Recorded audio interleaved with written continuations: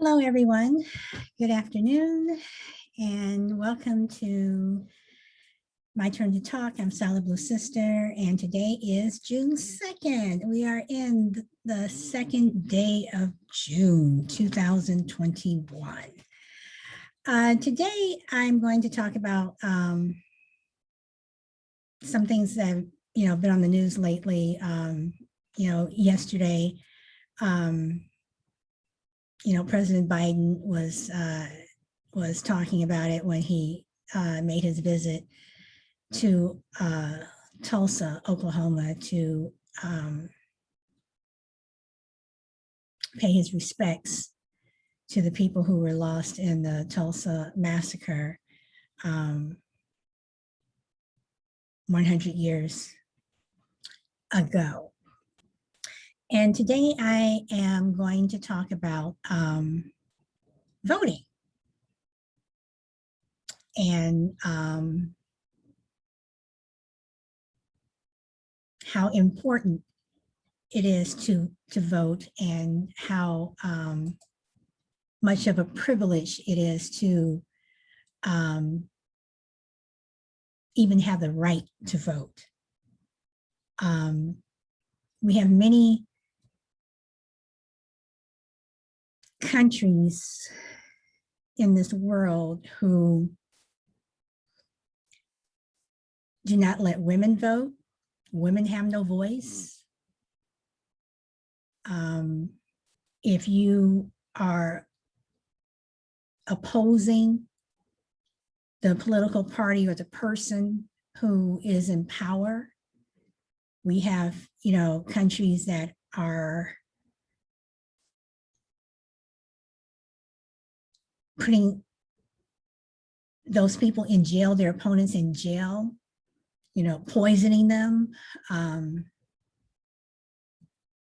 making it hard that if you oppose me, you better fear for your life.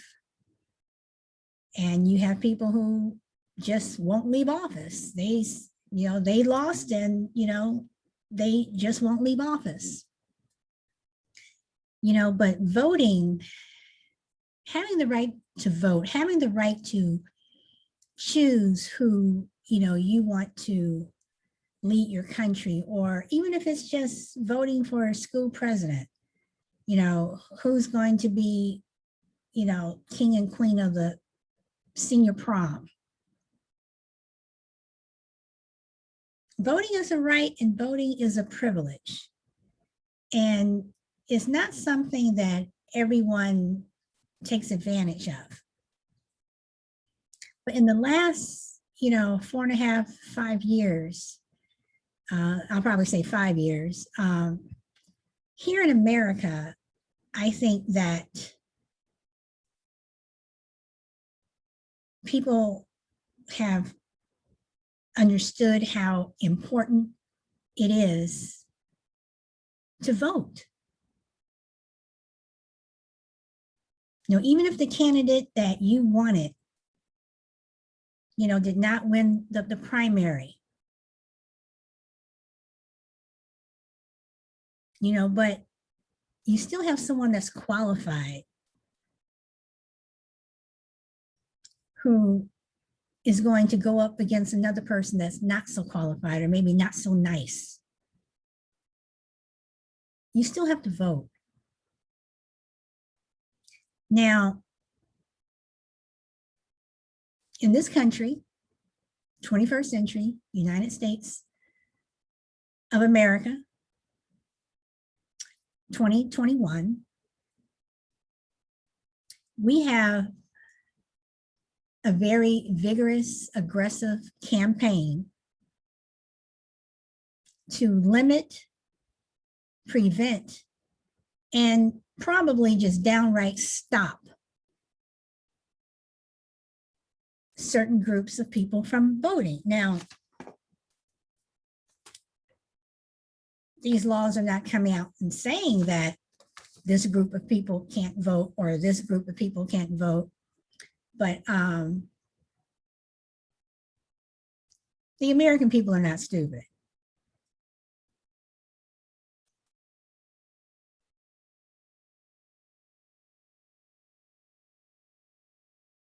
you have a group of people, and I'm talking about white men, who have had the privilege to vote in this country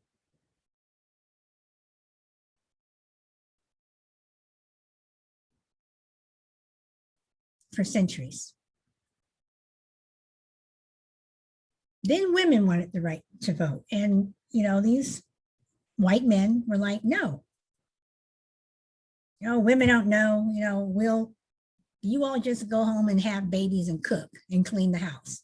We'll take care of what's going on in the world. We know what's right. We will vote.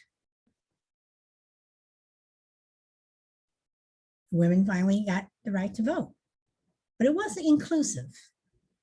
It was exclusive. Just like white men were the only ones who were able to vote, white women were the only ones who had the right to vote. People of color could not vote.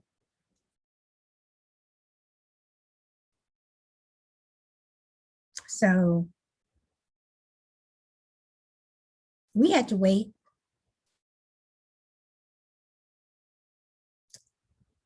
until the 1960s, 1964, 1965, for our right to vote.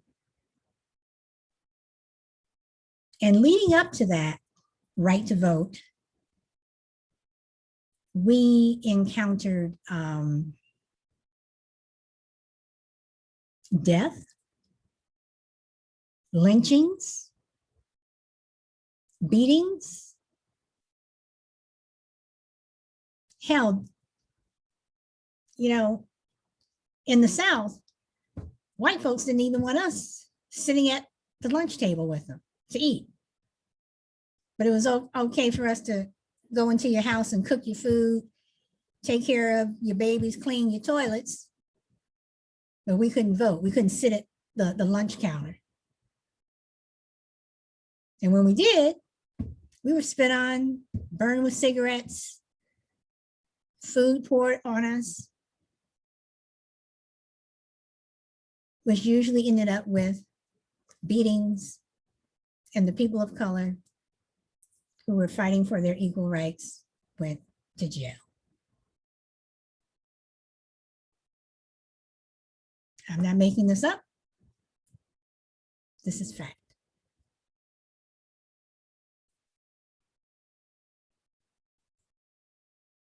So when people of color were fighting for their right to vote, when people like John Lewis took beating after beating after beating after beating just for the right to vote,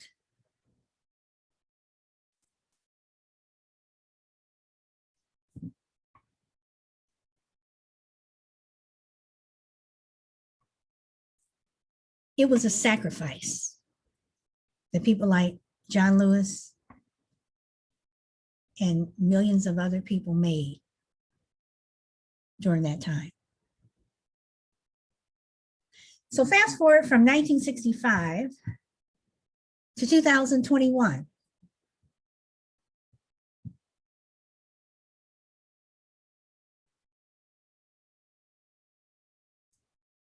What, 56 years? 55, 56 years? And we're right back where we started from. We're right back, marching with John Lewis and Martin Luther King and Ralph Abernathy.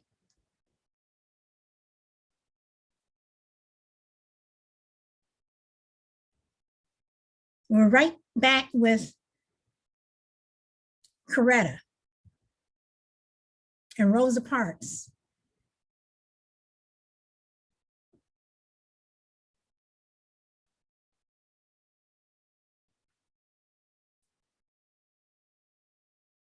We're right back with Fannie Lou Hamer. We're back. We went back in time. And here we are again, fighting for our right to vote. What is wrong with this picture?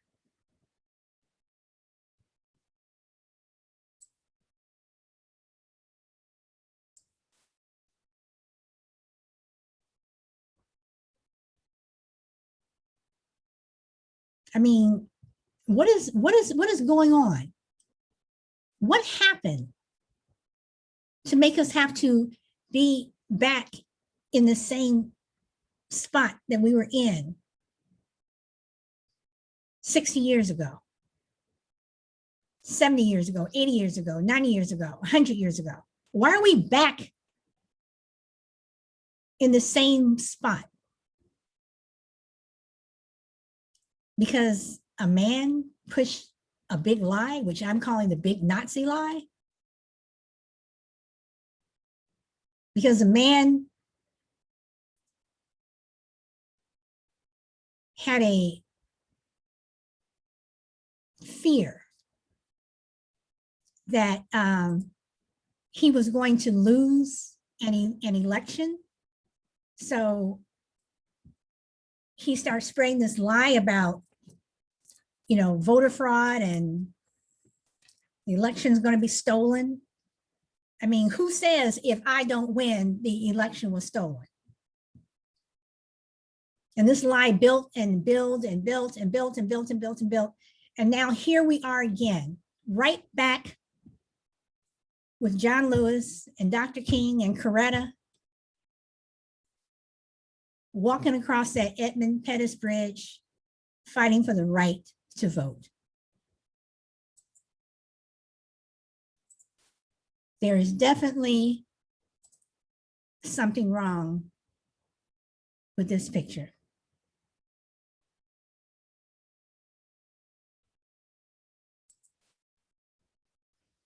So here we have John Lewis. He says, I gave a little blood on that bridge in Selma, Alabama for the right to vote. John Lewis didn't give a little blood. John Lewis gave a lot of blood. He gave a lot of blood. Here, you have people who, stood in line to register to vote. And here you can see 1948. Antioch Baptist Church, 1948. They were trying to register to vote. And here we are, 2021. We have the right to vote. But now people are trying to take that away from us. So here we're protesting.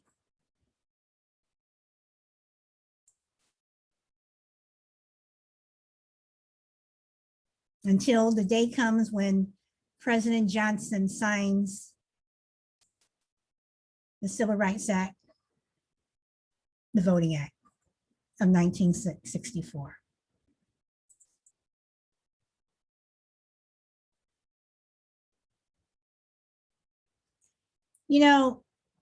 This act was to ensure that everyone had the right to vote, that no one could be stopped, for whatever reason, because of their religious background, the color of their skin, where they worked. Everyone was supposed to have the right to vote. And as you can see here down on the last paragraph, it finally passed on June 11 by a vote of 73 to 27. Now, we can't get anything through because, people want power. People want to stay in office. People want to make it where, people like me, who look like me, and my friends who look like me, my family, millions of people who look like me, have the same color skin, not having the right to vote. Now, I'm going to play something, and let me take these down.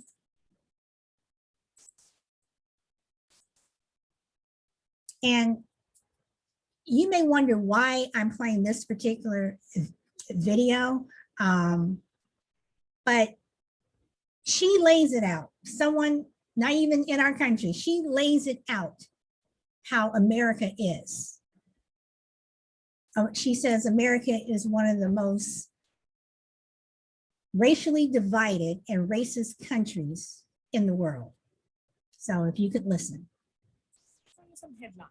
The US has asked India to engage minorities on CAA and FCRA. The US is introducing a bill to probe whether Myanmar's attacks on Rohingyas constitute genocide. The US says Pakistan's attacks on minorities are hampering religious freedom. The US criticizes Turkey for restricting the rights of minority groups. The US calls out Beijing for suppressing Christians, Uyghur Muslims, and Tibetan Buddhists. The US tags Russia as a country of particular concern. There are also Vietnam, Eritrea, Iran, Nigeria, North Korea, Pakistan, Saudi Arabia, Tajikistan, and Turkmenistan, all countries of particular concern. And this happens every year. A quasi-judicial body called the USCIRF, or the US Commission on International Religious Freedom, publishes an unwarranted report, binds it with a claim of independently assessing and unflinchingly confronting threats to fundamental rights. It lampoons countries, schools them on equality, and speaks not a word on fundamental rights in America. What about the plight of minorities in the US? What about the rampant racism? Again, a stoic silence, which only goes on to indicate two possibilities. Number one, America thinks it is above all.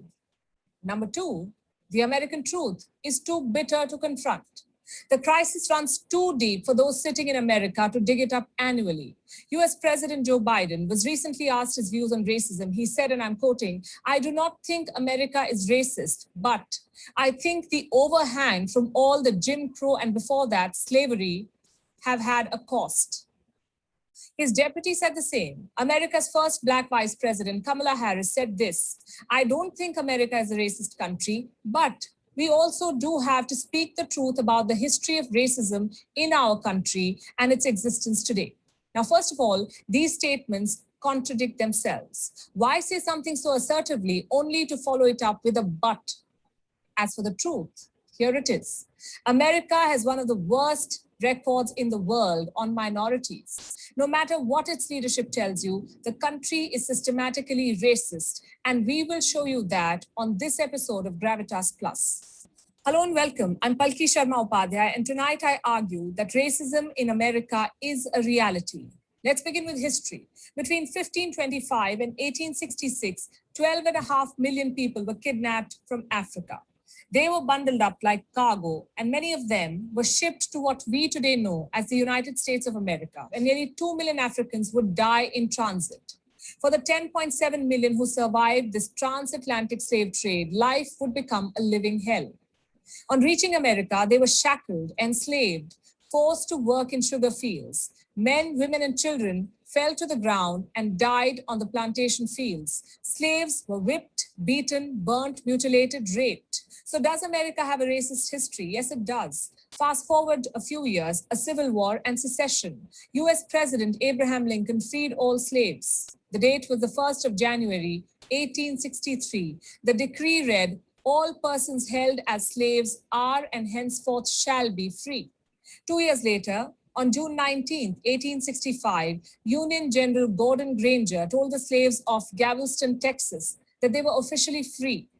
The day is now known as Juneteenth. The National Museum of African American History and Culture calls it America's Second Independence Day. The United States celebrates Juneteenth every year. But what exactly do they celebrate? There is racism in policing. Black people make up 13% of America's population, but they account for 28% of those killed by police in 2020. There is racism in the criminal justice system. 1 in every 10 Black men in his 30s is in jail on any given day. Youth of color make 2/3 of the youth detained. There's still housing discrimination. There is still banking discrimination. Blacks and Hispanics face extra challenges in getting home loans. In 2015, 27.4% of Black applicants and 19.2% of Hispanic applicants were denied mortgages. There is still educational discrimination. Nearly 72.4% of Black students attend a high poverty school. In comparison, it's 31.3% for whites. Then there's workplace discrimination. A Black graduate is more likely to be unemployed, but there are certain jobs where people of color are overrepresented. the lowest paying ones, like food servers, porters, barbers, tailors, dry cleaning workers, concierges, chauffeurs, agricultural workers. In 2018, an average Black worker earned just 62% of an average white worker. There is also wealth inequality. African Americans own just 1/10 the wealth of white Americans. There is health disparity. In 2017, 10.6% of African Americans were uninsured. Why do 11 in every 1,000 babies born to Black Americans die when the national average is 5.8? And then there are hate crimes. Anti-Black bias was behind 27% of the hate crimes in 2019. Some of these crimes are committed by white men in uniform. Let's look at some recent incidents. You're all familiar with these words, the last words of George Floyd. He choked to death after a white police officer knelt on his neck. What was Floyd's fault? He was suspected to have used a counterfeit $20 bill, $20. In March this year, 42-year-old Andrew Brown was shot during an attempted arrest. What was his fault? No one knows. In 2020, 41-year-old Daniel Prude died in New York. He was specially abled. He had no arms on him, but the cops detained him with spit hood. He died of asphyxia because of physical restraint. What was his fault? He was running naked through the streets in a light snow.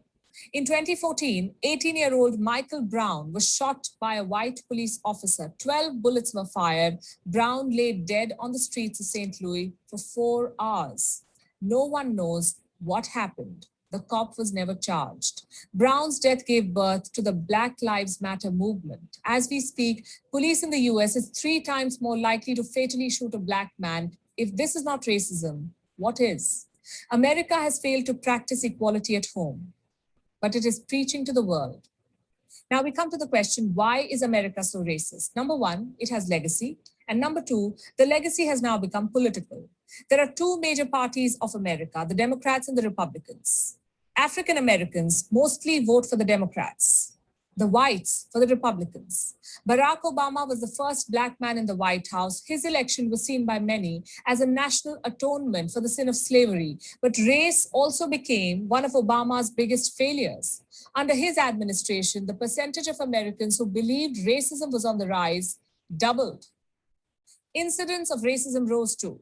It was under the Trump administration, not the Obama administration, that lynching was finally declared a federal crime. But that doesn't clear Trump of anything. He played the white supremacy card, whipped up nationalism, made Proud Boys prouder, and sent troops to fight the Black Lives Matter movement. Joe Biden promised to heal the nation, but few months in office, and he says America is not even racist. Can you solve a problem without acknowledging it? I started by showing you some headlines. I'll end by showing you some more. Cases of mental health are rising in the US because of racism against Asian Americans. Minority children in America are lagging behind even in full-time classroom learning.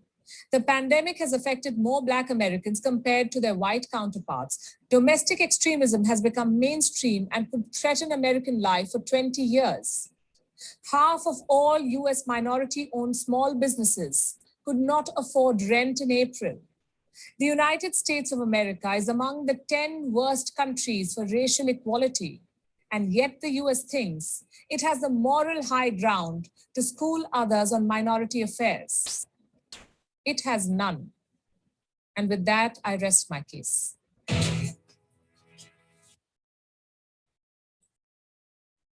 Okay. I wanted to show that video because it sums up, basically what America is. So now, again, we're here at this voting. We're here voting. We're trying to vote. All we want to do is just, stand in line, cast our ballot and go home. But we are being stopped, because of racism. We're supposed to be, the land of the free, the home of the brave, but we can't vote. They're trying to stop us from voting. They're trying to, prevent us from bringing someone water in line. making it a crime where I could get arrested if I took, in Georgia, if I, took water to someone in line, I'm going to get put in jail, arrested. What is wrong with that? But here we have someone from another country who is basically has broken it down, peeled back the onion to say, hey, America, stop preaching to us. Take care of your own home first. Stop throwing, rocks in a glass house. And what she said, I agree with. She's absolutely right. And for anyone who wants to say, well, how can someone from another country come and say that about us? How can we go and say something about them? Voting is a fundamental right.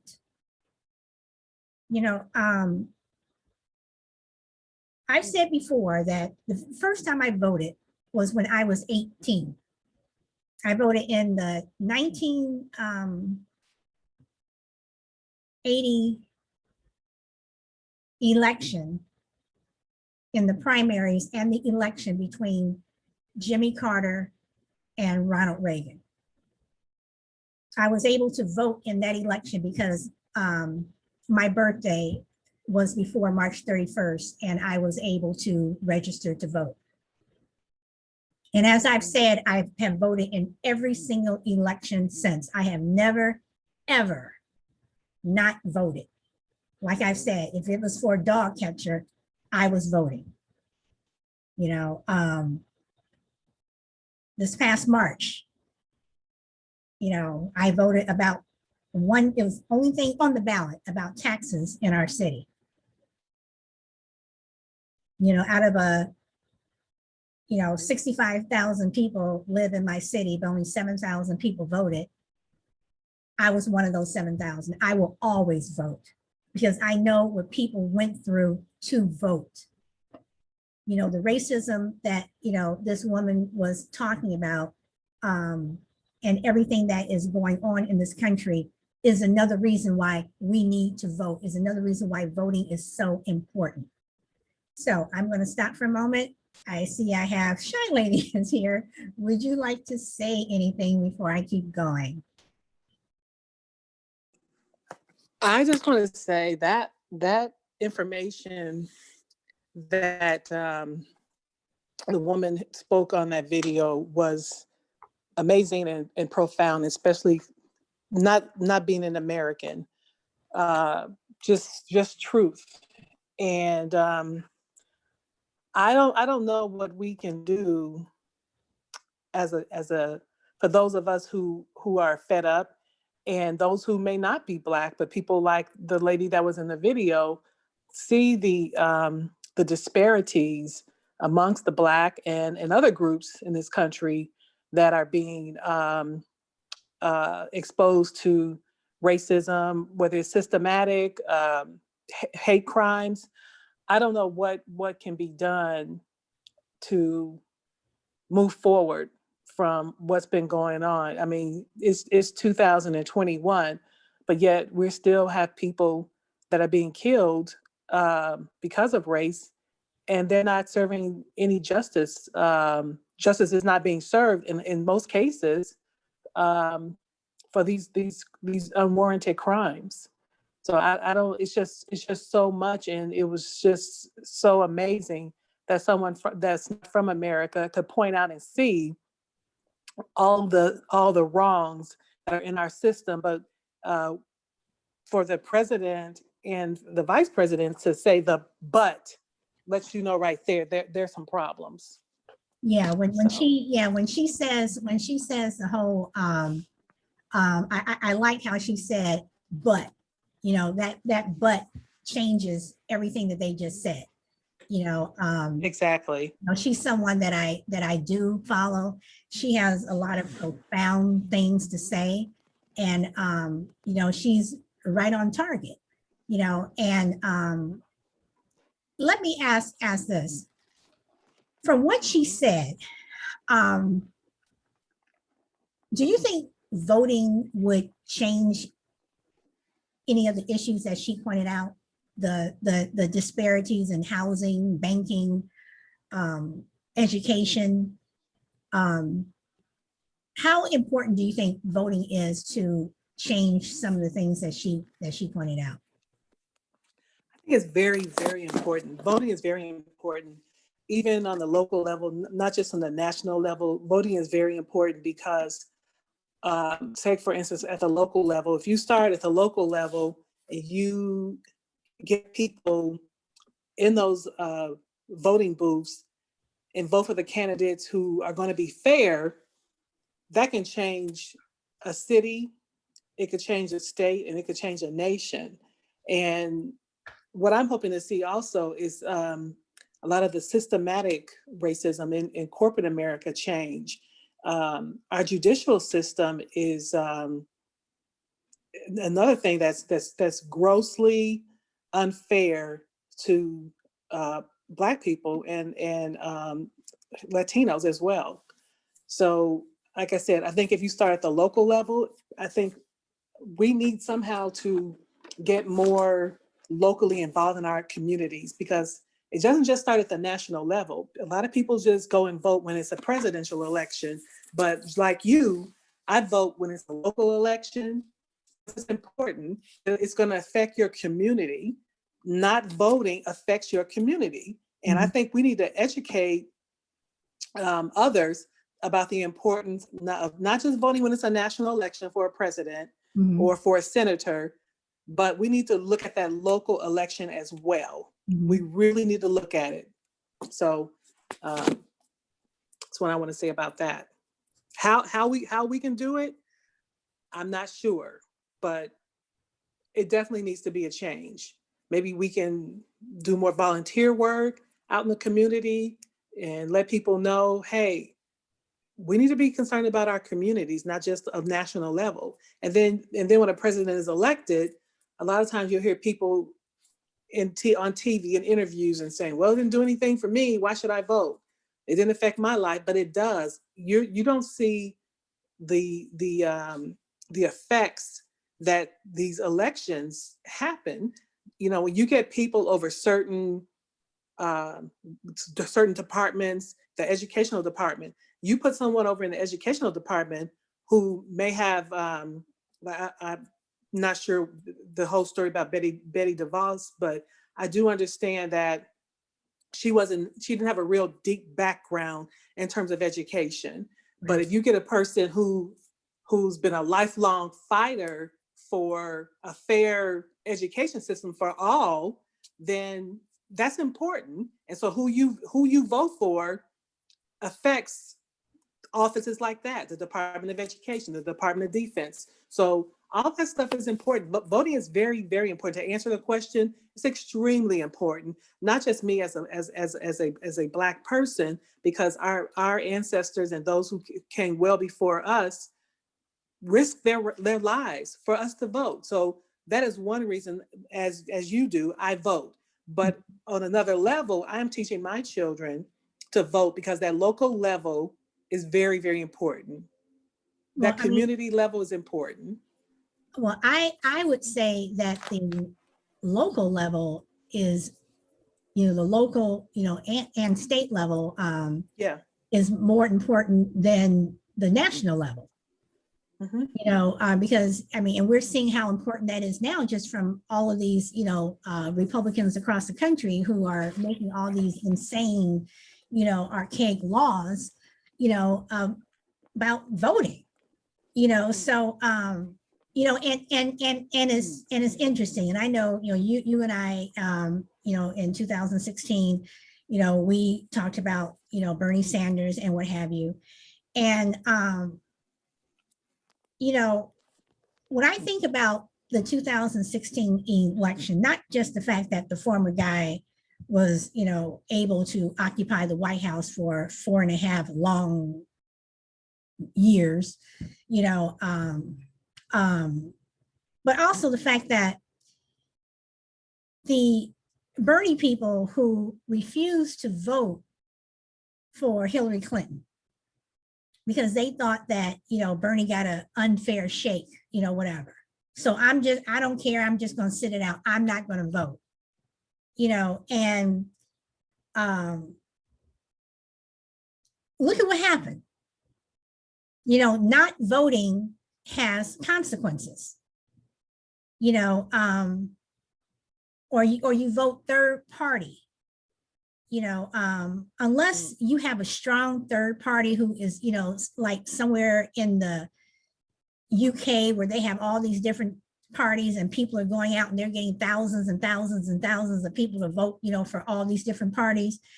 In the United States, it isn't like that. It's very hard to get a third party going and, against these other two parties. So you kind of have to choose, the lesser of two evils, but not voting can cause a catastrophe. And what America is in the middle of is a catastrophe, a democratic shitstorm, where we're literally fighting for the right to be, because you have someone who got pissed off because he knew he was going to lose, and when people decide not to vote, this is what happens. All those, and I go back and I say, all those people who refuse to vote, and I'm not talking about the people who voted for the former guy, I'm talking about all the people who refused to vote for Hillary Clinton, just because in 2016, this is the ripple effect that happened.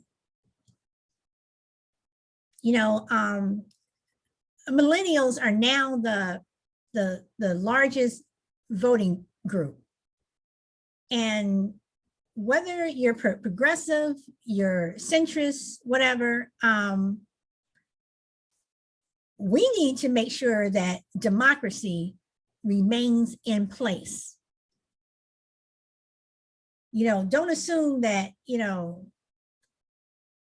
the person next door is going to vote, so therefore I don't have to, or don't assume that, like American Idol, you assume that this person is so far ahead that you don't need to call in to vote. And then you find out the results of the person that you wanted got kicked off because they didn't have enough votes. Voting is important, and then for this woman from another country to literally break down and strip America bare, she's absolutely right. So to all my brothers and sisters of color out there, register, vote, even the ones, white people who are, care about this country and democracy, vote.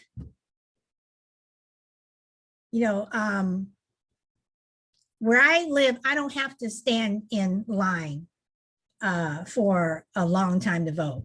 The only time I had to stand in line was when in 2008.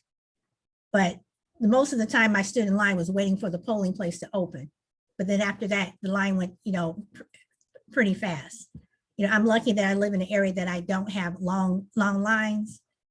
But I applaud the people who go and they stand in line for, 5, 6, 7, 8, sometimes, 16 hours.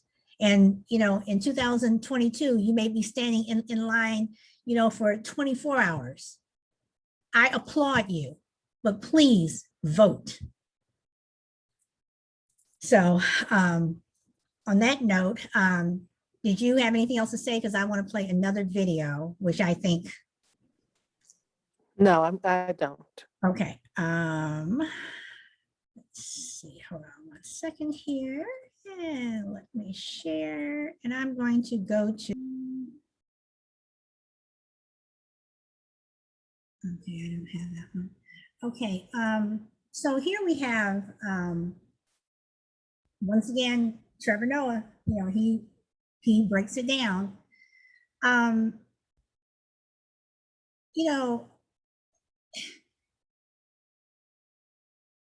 Republicans, feel they can't win elections. You have Lindsey Graham, otherwise known as Lady G, because he whines so much, saying that,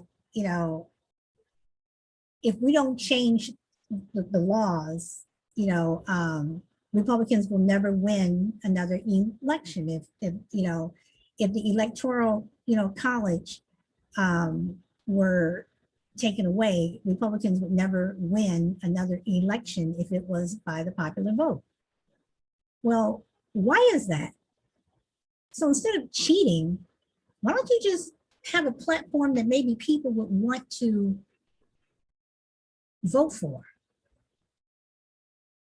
Instead of, making it so hard and being, just blatantly racist or cruel, have a platform that people would actually want to vote for. Why is that so hard?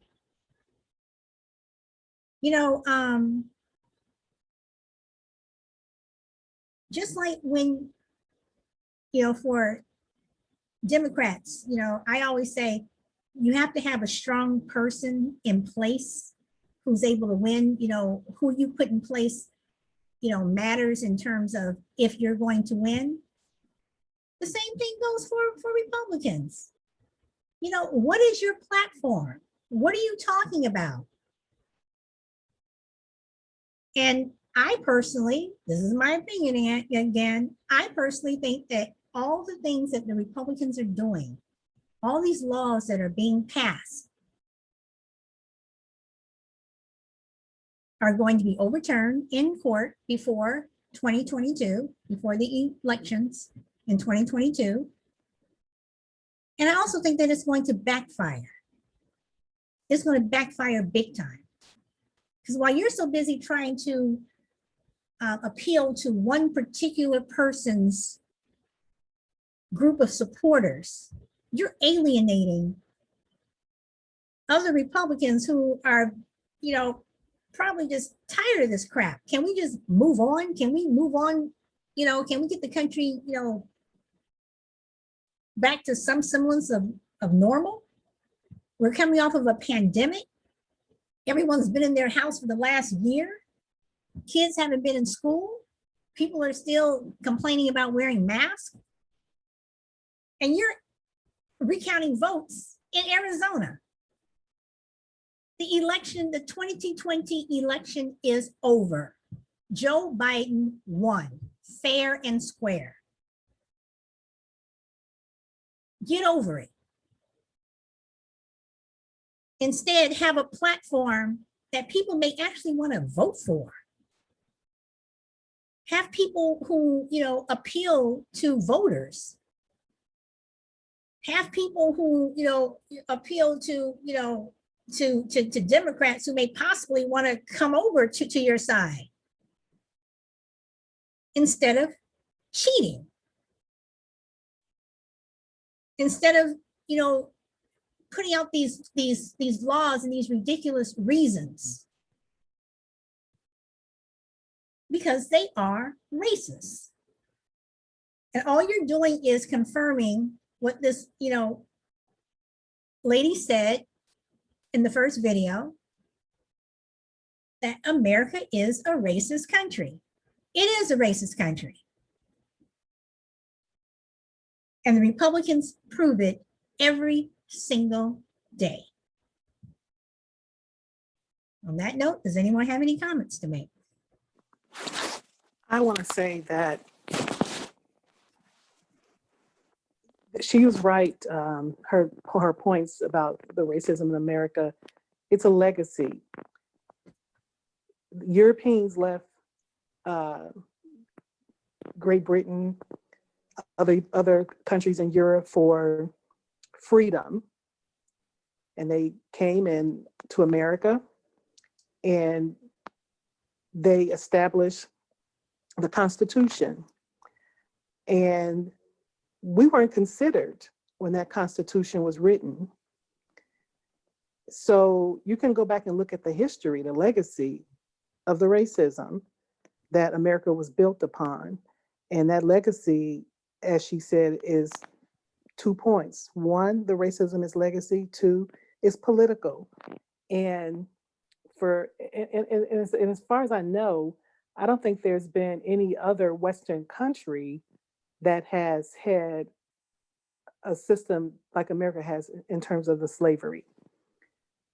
I think most Western countries had outlawed uh, slavery. I know in the islands there were slaves brought over to the Caribbean islands, and they had eradicated slavery before the U.S.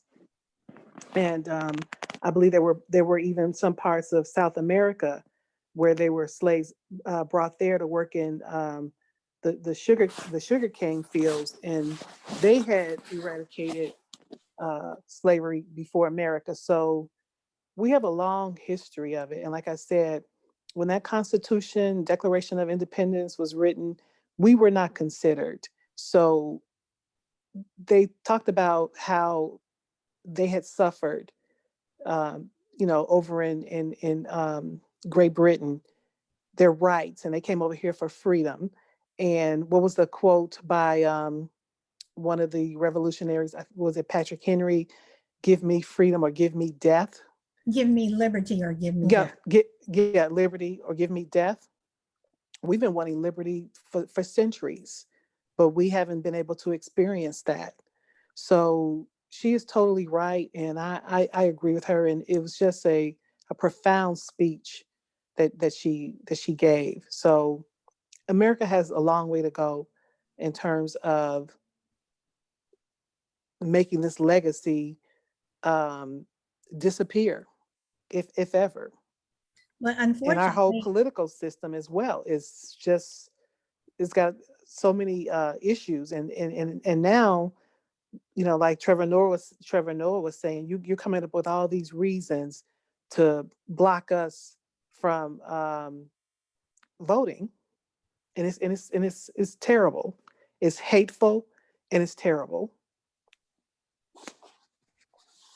you know, I don't think that America will ever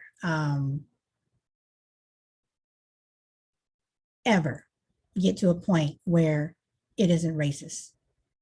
I mean, it isn't. I was listening to a woman the other day on the news and looking for her name, and I don't think I have her name written down. And I don't want to bring up what she said unless I have her. Here it is. Bailey McBride. Her great grandfather was one of the racist people in Tulsa, white. Bailey McBride is white. One of the her great grandfather was one of the participants, one of the racist participants in Tulsa who joined in the burning, looting, and murders of people of Tulsa. And I was listening to her on Monday, where she was being interviewed, and she said, until white people recognize that racism is a problem in this country, that it will never go away. And I believe she's absolutely right, because we already know that it is. We already go through, all the things that we go through. Someone made a comment from one of my shows about me preaching. I'm not preaching. I'm stating fact. You can, people can say, oh, can't we all, like Rodney King said, can't we all just get along, and, can't we all kumbaya and live together? We can't until people recognize, especially one group of people will just recognize that there is a problem. Yes, you have white people who march with Dr. King, you know, with the, you know, Black Lives Matter movement, whatever, but that's not enough. You know, it has to be an acknowledgement. You have to know it. You can't say, I don't want to talk about it. I don't want to teach it, whatever. You know, you can't say that you're being white shamed or anything. You know, no one's shaming you. You know, just we're just asking you to just acknowledge what we know is true. You know, acknowledge, you know, that when I walk into a room, for that split second, I'm being judged just because of the color of my skin. I mean, we all judge people. As I said before, we all have biases. We all judge people, you know, but for racism, it's just something that we just, until it's acknowledged by the group who has perpetuated these stereotypes and you know, started, you know, groups like the Klan and the lynchings and, you know, slavery and, you know, until it's acknowledged by that group of people, I don't see where there's hope for this country in terms of, you know, getting rid of biases. So I don't know.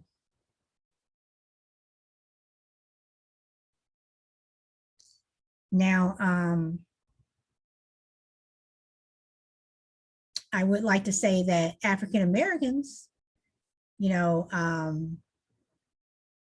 we need to make sure that our own biases are in check. You know, when it comes to Asian hate, whatever, we're not the only ones that are doing it, but some of us are, and it needs to stop. You know, we just need to, you know, acknowledge that racism exists.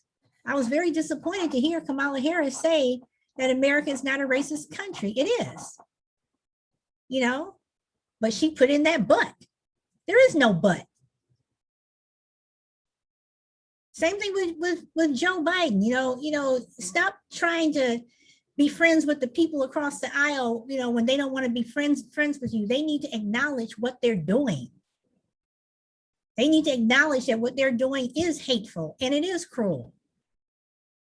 So stop trying to say, oh, but we can work together. No, you can't, because they don't want to work with you. They don't care. All they care about is power. Move on. And that's what we're all going to have to do. We're all just going to have to move on, try to live our lives like we have been. But we got to make sure that we vote. And I do truly believe that this voting, these laws, I do believe that it is going to backfire. And I think it's going to backfire big time. But I could be wrong. I mean, any thoughts on that it will backfire? Or do you think that these laws will survive the courts and survive the 2022 election cycle?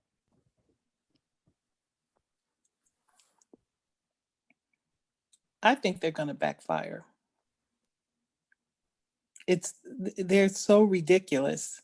I mean, not giving a person water. Are you serious? You'll be arrested. It's clearly not right.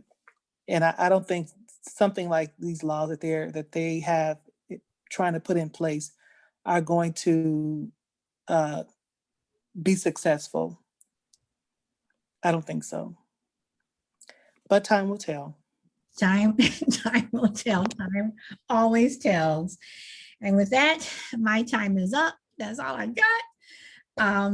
As always, I'm Solid Blue Sister. Speak your truth. And I thank you for participating, even my silent friend. Thank you. And on that note, I will say goodbye. Enjoy the rest of your day. Bye.